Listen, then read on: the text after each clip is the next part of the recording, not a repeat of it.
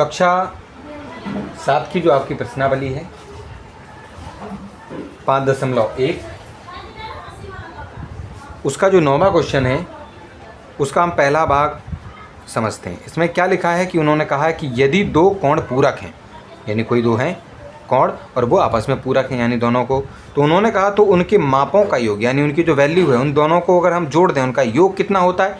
हम जानते हैं कि 90 डिग्री होता है, इसलिए क्या लिखा हुआ आपके इस 9th के पहले वाले में आपका लिखा हुआ 90 डिग्री। दूसरे नंबर पर उन्होंने कहा यदि दो कोण संपूरक हैं यानी कि आपके कॉम्प्लीमेंट्री हैं, सप्लीमेंट्री हैं, तो उनको आपस में वो दोनों के दोनों कोण हैं उनको अगर हम जोड़ दें, माप कर दें, उनका जोड़ें तो कितना होता है हमारा 180 होता है। उनके मापों को अगर हम जोड़ दें तो हमारा 180 आता है।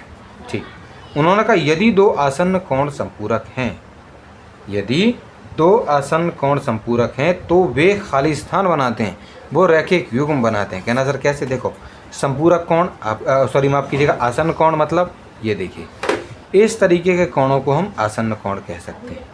ठीक है कि नहीं? यानी ये वाला कोण आपका यहाँ ख़त्म और ये वाला यहाँ से आपका शुरू, तो ये वाला कोण और ये वाला कोण अगर दोनों आपस में संपूरक हैं यानी जोड़ने पर 180 आ रहा है, तो इसका मतलब ये है कि वो दोनों के दोनों क्या बना रहे हैं, एक तरीके का रैखिक युग्म बना रहे हैं, क्योंकि दोनों एंगलों को जोड़ने पर 180 तभी आता है जब वो आपस में रैखिक युग्म बनाते हैं। तो यहाँ पर लिखा हुआ है इस आपका ये जो 9वां क्वेश्चन है उसका जो तीसरा भाग है उसमें लिखा है लीनियर पेयर यानी रैखिक युग्म बना रहे हैं। ठीक है कि नहीं? चलो अगले वाले में ये देखो आपको यहाँ पर चित्र दिया गया, उन्होंने इसमें ये कुछ चीज़ें आपसे पूछेंगे। उन्होंने कहा आपका ये जो 10वां क्वेश्चन है, ठीक है कि नहीं, इस 10वें क्वेश्चन में आपसे कहा गया कि संलग्न आकृति में निम्नलिखित कोण युग्मों के आपको कुछ नाम बताने हैं। जैसे कि उन्होंने कहा शीर्षभिमुख अधिक कोण, शीर्षभिमुख हो, ठीक, और साथ में आपका अधिक कोण हो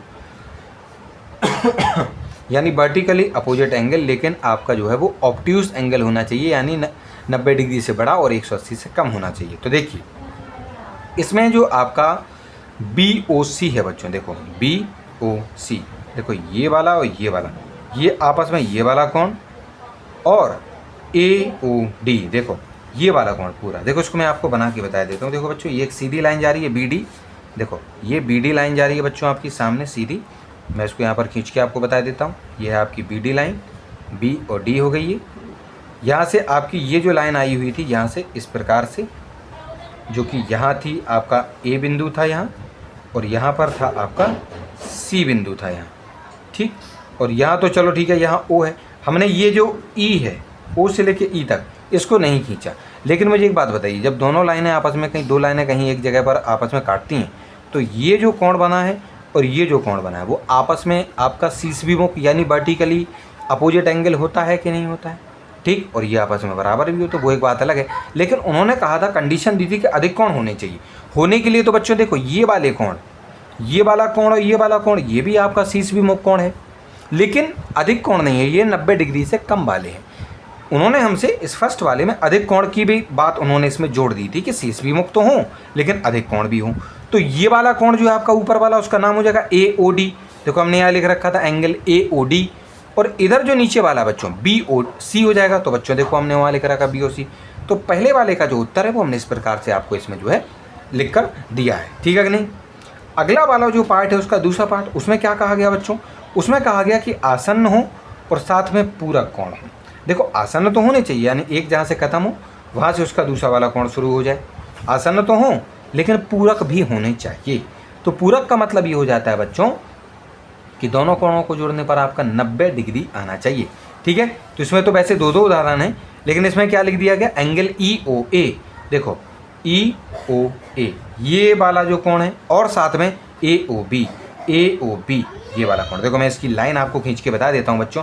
देखो ये आपकी सीधी लाइन जा रही थी, ये कौन सी लाइन जा रही थी बच्चों आपकी, ये गई है आपकी जो लाइन गई है ये है B और बच्चों ये है D, ये B और D लाइन है बच्चों।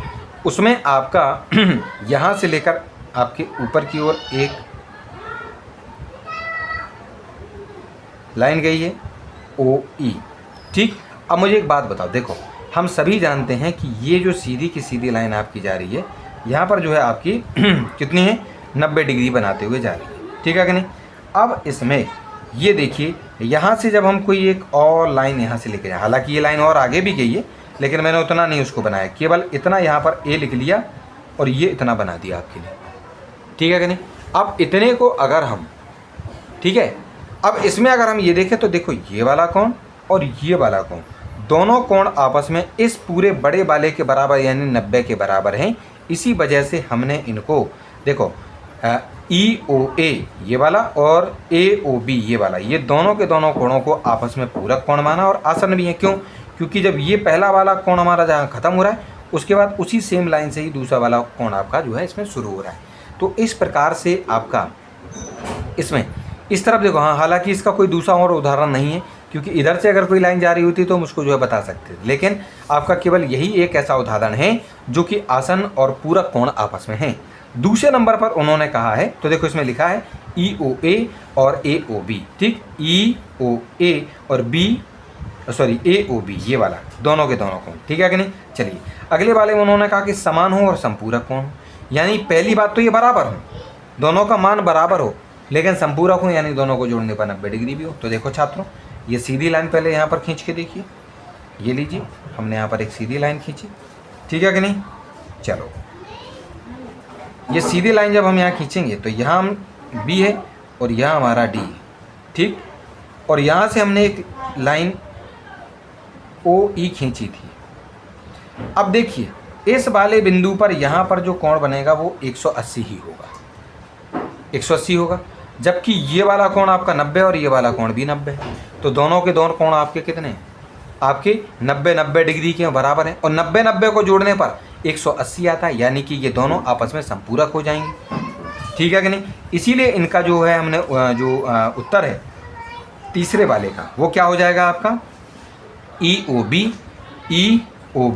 ये वाला कोण और आपका EOD यानी EOD ये वाला कोण, यानी ये वाला कोण और ये वाला कोण आपस में 90 भी है, दोनों को जोड़ने पर 180 आ रहा है। इस प्रकार से हम ये कह सकते हैं कि ये दोनों के दोनों समान हैं यानी 90 डिग्री के हैं और साथ में संपूरक कोण यानी कि दोनों को जोड़ने पर 180 भी आ रहा है, ठीक है कि नहीं। तो इस प्रकार से हमने इनका भी उदाहरण दे दिया।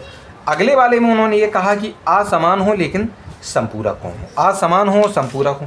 तो आपका चौथा वाला इसमें क्या है EOA, देखो कहाँ है आपका EOA ये वाला और साथ में आपका EOA और EOC यानी EOC, यानी देखो अगर हम ये देखें इसका जो वैल्यू है, इसका जो मान है और इसका मान दोनों अलग अलग है, इसकी वैल्यू कम है और इसकी वैल्यू ज़्यादा है, लेकिन दोनों के दोनों देखो ये AC, देखो मैं इसमें आपको बता देता हूँ।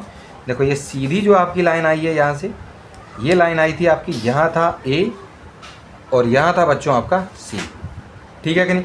ये AC लाइन है, यहाँ से जब हमने यहाँ पर किसी एक स्थान पर यहाँ पर, ठीक है कि नहीं, यहाँ से एक लाइन जो खींच रखी थी जो कि O और यहाँ E था, इसमें हम साफ तौर पर देख पा रहे हैं कि ये आपका कम है और ये आपका ज़्यादा है, जबकि ये जो AC लाइन जो आपकी थी देखो ये A और C, इस पर जहाँ पर हमने ये जो O मार रखा है यहाँ पर ये जो कोण बनेगा वो 180 बनेगा, यानी इन दोनों कोणों को जोड़ने पर 180 तो आएगा, यानी ये दोनों आपस में संपूरक हो जाएंगे AOE और EOC।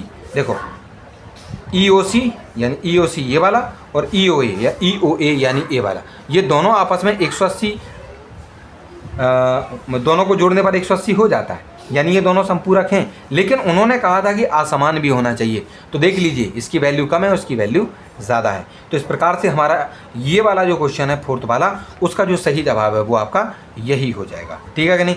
चलिए पाँचवें नंबर पर उन्होंने ये कहा है कि आसन्न कोण जो रैखिक युग्म नहीं बनाते हैं, ऐसे आसन्न कोणों को आपको बताना है जो कि आपके जो रैखिक युग्म नहीं बना रहे, यानी आसन्न कोण तो हैं लेकिन रैखिक युग्म नहीं बनाए, यानी उन दोनों को जोड़ने पर 180 नहीं आना है। वो कौन कौन से युग्म हैं, वो कौन कौन से जोड़े हैं, ठीक है, उन कोणों के जोड़ों को जरा देखते हैं। तो सबसे पहले उन्होंने कहा AOB, देखो AOB ये छोटा वाला, ये वाला आपका जो इधर वाला ये AOB ये वाला और AOE ये वाला, ये दोनों के दोनों कोण देखो, ये वाला कोण यहाँ गया और उसके बाद यहीं से दूसरा वाला कोण भी शुरू हो गया, यानी ये दोनों कोण आपस में आसन्न तो हैं लेकिन दोनों आपस में रैखिक युग्म, यानी इन दोनों को जोड़ने पर बच्चों 180 आपका नहीं आ रहा है। यानी वही बात जो उन्होंने पूछी थी उसका पहला उदाहरण आपको यहाँ पर हमने लिख दिया है। उसके बाद AOE ये वाला कोण, यानी ये यहाँ से शुरू हुआ यहाँ ख़त्म, उसके बाद यहीं से दूसरा शुरू हो रहा है EOD यहीं से शुरू हुआ, तो ये दोनों के दोनों कोण भी 180 आपको बनाते हुए नहीं दिख रहे हैं, यानी इनकी भी एक सीधी रेखा नहीं है। देखो ये इधर जाएगा और फिर उसके बाद ये ऐसा हो जाएगा, यानी इधर और फिर इधर, यानी ये सीधी रेखा नहीं बना रहे। तो इस प्रकार से ये दोनों के दोनों कोण भी ऐसे हैं जो कि आपके रैखिक युग्म नहीं बना रहे।